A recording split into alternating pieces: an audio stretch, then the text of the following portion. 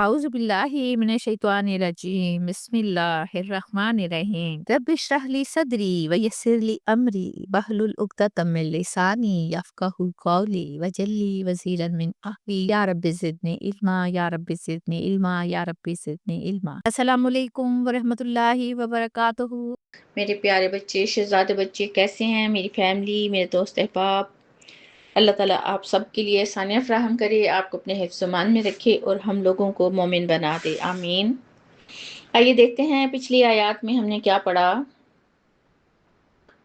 پچھلی آیات میں حضرت ابراہیم علیہ السلام اور ان کے والد آزر کی گفتگو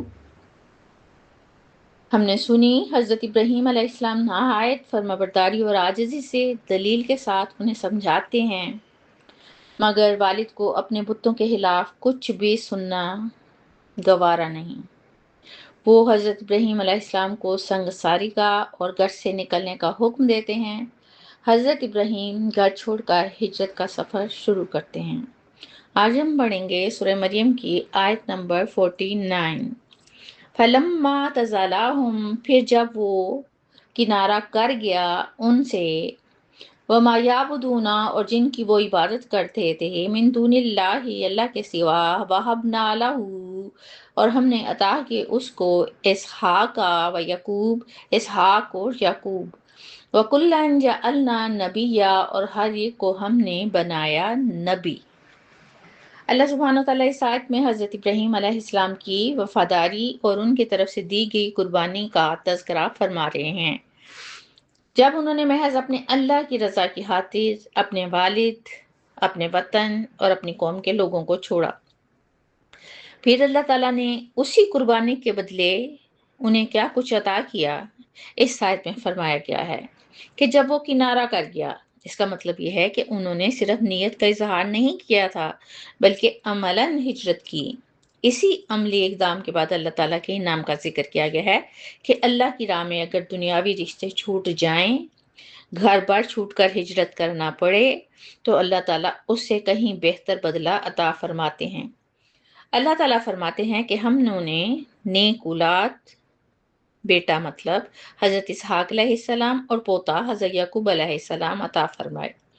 دیکھیں، جس والد نے حضرت ابراہیم جیسے لال کو ٹھکرا دیا تھا، اللہ نے انہیں حضرت اسماعیل علیہ السلام جیسے فرما بردار اولاد عطا فرمائی۔ اور پھر اللہ تعالیٰ کی کرم نوازیاں دیکھیں، جتنے بھی پیغمبر دنیا میں تشریف لائے وہ حضرت اسحاق علیہ السلام کی اولاد میں سے تھے، اور آخری پیغمبر حضرت محمد صلی اللہ علیہ وآلہ وسلم حضرت اسماعیل علیہ السلام کی اولاد میں سے تھے۔ سوچیں، نبوت کا سارا سلسلہ اللہ تعالیٰ نے حضرت ابراہیم علیہ السلام کی اولاد سے چلایا۔ یہ گویا اس دعا کا جواب تھا جو انہوں نے رب کائنات سے مانگی تھی۔ اللہ تعالیٰ نے ان پر عطا کی حد کر دی اور انہوں نے فرما برداری میں کسر نہ چھوڑی۔ اسی لیے اللہ کے دوست یعنی خلیل اللہ کہلائے۔ اللہ کی خاطر جب ہم کسی چیز کو چھوڑتے ہیں نا، تو اللہ تعالیٰ اس سے کہیں بہتر عطا فرماتے ہیں۔ اللہ کا قانون آج بھی وہی ہے، نہ صرف دنیاوی طور پر کامیابی عطا ہوتی ہے بلکہ روحانی اور آخرت کے اعتبار سے اللہ تعالیٰ کو اپنے مقرب بندوں میں شامل کر لیا جاتا ہے۔ حضرت ابراہیم علیہ السلام نے ایک مشرک باپ کھویا تھا، اللہ تعالیٰ نے انہیں نبیوں کی پوری نسل عطا فرما دی۔ بتائیے، اللہ تعالیٰ کی عطا کی کوئی حد ہے؟ سورہ مریم کی آیت نمبر 50 اور 51 پڑھتے ہیں۔ وَوَهَبْنَا لَهُمْ، اور ہم نے نوازا ان کو، مِن رحمتنا، اپنی رحمت سے، وَجَعَلْنَا لَهُمْ، اور ہم نے کر دیا ان کے لیے، لِسَانَ صِدْقٍ، سچائی کی زبان، یعنی کہ ذکر خیر کو، عالیہ، بہت بلند۔ نیکسٹ آیا ہے، وَاذْكُرْ فِي الْكِتَابِ مُوسیٰ، اس کتاب میں ذکر کیجئے موسیٰ علیہ السلام کا، اِنَّهُ كَانَ مُخْلَصًا، بلا شبہ وہ تھے چنے ہوئے، وَكَانَ رَسُولًا نَبِيًّا، اور تھا وہ نبی مرسل۔ اللہ تعالیٰ کی عطاؤں کا سلسلہ حضرت ابراہیم علیہ السلام پر جاری و ساری ہے۔ اللہ تعالیٰ فرماتے ہیں کہ ہم نے انہیں اپنی رحمت سے نوازا اور ہم نے ان کے لیے سچائی کا بلند ذکر مقرر کر دیا۔ اب اللہ تعالیٰ کی رحمتوں سے مراد وہ تمام نعمتیں جو نبوت کے ساتھ ساتھ عطا ہوئیں، جیسے مال، اولاد کی کثرت، عزت اور روحانی برکات، یعنی اللہ کی رحمتوں سے لامحدود حصہ اللہ تعالیٰ نے عطا فرما دیا۔ اور سب سے بڑی عطا کہ اللہ تعالیٰ ابراہیم علیہ السلام کا ذکر ہے تمام بعد کی امتوں اور تمام آسمانی مذاہب میں بلند و بالا کر دیا۔ چنانچہ آج تک یہود و نصارہ اور مسلمان تینوں امتیں حضرت ابراہیم علیہ السلام کو نہایت عزت و تعظیم سے یاد کرتی ہیں۔ آج دیکھیں نماز درود ابراہیمی کے بغیر مکمل نہیں ہوتی۔ ربی چلنے کی دعا حضرت ابراہیم علیہ السلام کی دعا ہے۔ خانہ کعبہ میں حضرت اسماعیل اور حضرت ابراہیم کی تعمیر، نشان ابراہیم یعنی آپ کے قدموں کے نشان، عمرہ کرتے ہوئے حضرت حاجرہ کی سنت پر صفا و مروہ کے ساتھ چکر، عید الاضحیٰ پر سنت ابراہیم کی یاد میں قربانی، اب زمزم، ہر چیز سے حضرت ابراہیم کی نشانیاں جڑی ہوئی ہیں اور قیامت تک ان کا ذکر ہر زبان پر جاری رہے گا۔ آیت نمبر 50 میں حضرت ابراہیم خلیل اللہ کے ذکر کے بعد اللہ تعالیٰ کے لاڈلے پیغمبر حضرت موسیٰ علیہ السلام جو کہ کلیم اللہ کہلائے، ان کا ذکر شروع ہو گیا۔ اللہ تعالیٰ حضرت محمد صلی اللہ علیہ وآلہ وسلم سے فرماتے ہیں کہ اب حضرت موسیٰ علیہ السلام کا ذکر مبارک کیجیے جو کہ اللہ تعالیٰ کے خالص اور چنے ہوئے نبی تھے۔ اللہ تعالیٰ کے ساتھ اخلاص کی حد تھی۔ دیکھیں اس آیت میں حضرت موسیٰ علیہ السلام کو نبی اور رسول دونوں کہا گیا ہے۔ آپ جانتے ہیں نا، نبی وہ ہیں جسے وحی ملے اور رسول وہ ہیں جسے نئی شریعت اور کتاب کے ساتھ بھیجا جائے، اور ان پر تورات کی کتاب بھی نازل ہوئی۔ یعنی حضرت موسیٰ علیہ السلام دونوں منصب پر فائز تھے، نہ صرف وہی وصول کرنے والے بلکہ ایک مکمل شریعت اور قوم کی رہنمائی کے لیے بھیجے گئے۔ قرآن پاک میں حضرت موسیٰ علیہ السلام کا ذکر سب سے زیادہ آیا ہے۔ حضرت موسیٰ علیہ السلام کا قصہ فرعون کے ظلم، بنی اسرائیل کی آزمائش اور توحید کی دعوت کے اعتبار سے نمایاں ہے۔ سورہ مریم کی آیت نمبر 52 اور 53 پڑھتے ہیں، وَنَدَيْنَهُ، اور ہم نے آواز دی اسے، من جانب طور الایمنی، طور کے دائیں جانب سے، وَقَرَّبْنَهُ، اور ہم نے قریب کیا اسے، کسے؟ حضرت موسیٰ علیہ السلام کو، نجی یا سرگوشی کرنے کے لیے۔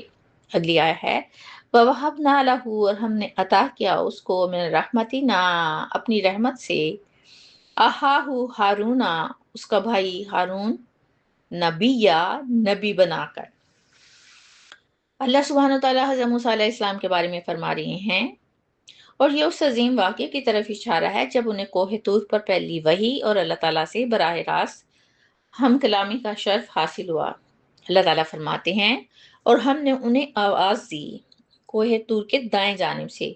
یہ دایاں مطلب کہنا حضرت موسیٰ علیہ السلام کے اپنے رخ کے اعتبار سے تھا جب وہ مدین سے واپس مصر کی طرف سفر کر رہے تھے، تو انہوں نے راستے میں آگ دیکھی، سردی کا موسم تھا، اپنی اہلیہ کے ساتھ تھے، آگ نظر آئی تو فرمایا کہ میں تاپنے کے لیے لے کر آتا ہوں۔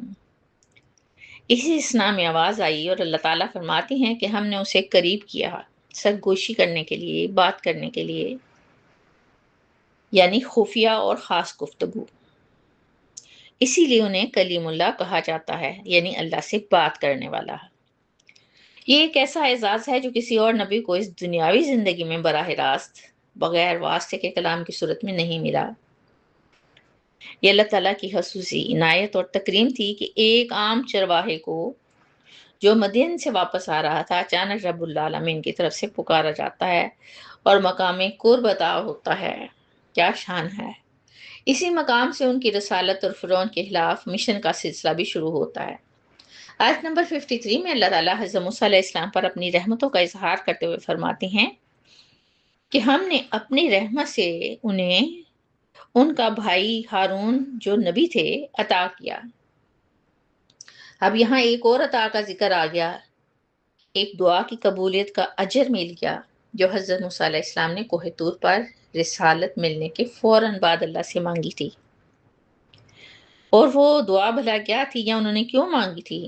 یہ دعا انہوں نے اس لیے مانگی تھی کہ ان کی زبان میں لکنت تھی، یعنی کہ رک کے بولتے تھے، اور جب یہ بہت چھوٹے تھے، شیرخوار تھے، تو آگ کا انگارہ چکھنے کی وجہ سے یہ واقعہ ہوا تھا۔ فرعون جیسے جابر بادشاہ کے سامنے پیغام پہنچانا سخت اور خطرناک کام تھا، اس لیے ایک ساتھی اور معاون کی ضرورت محسوس کرتے ہیں۔ ربی اشرح لی جو دعا شروع میں پڑھتی ہوں، وہ حضرت موسیٰ علیہ السلام کی دعا ہے۔ وہ قبول ہوئی۔ حضرت ہارون علیہ السلام فصیح اللسان تھے، یعنی کہ خوب بولنے والے تھے، اس لیے وہ دعوت کے کام میں بھرپور مددگار ثابت ہو سکتے تھے۔ انہیں صرف معاون نہیں بلکہ خود بھی نبی بنایا گیا تھا، یعنی انہیں وحی کا شرف براہ راست حاصل تھا، وہ خود نبوت کے منصب پر فائز تھے۔ مجھے امید ہے آپ کو سمجھ آ گئی ہوگی۔ اسی کے ساتھ مجھے اجازت دیجیے۔ ہنستے رہیے، بستے رہیے، خوش رہیے، آباد رہیے۔ انشاءاللہ پھر ملیں گے، تب تک کے لیے اللہ حافظ۔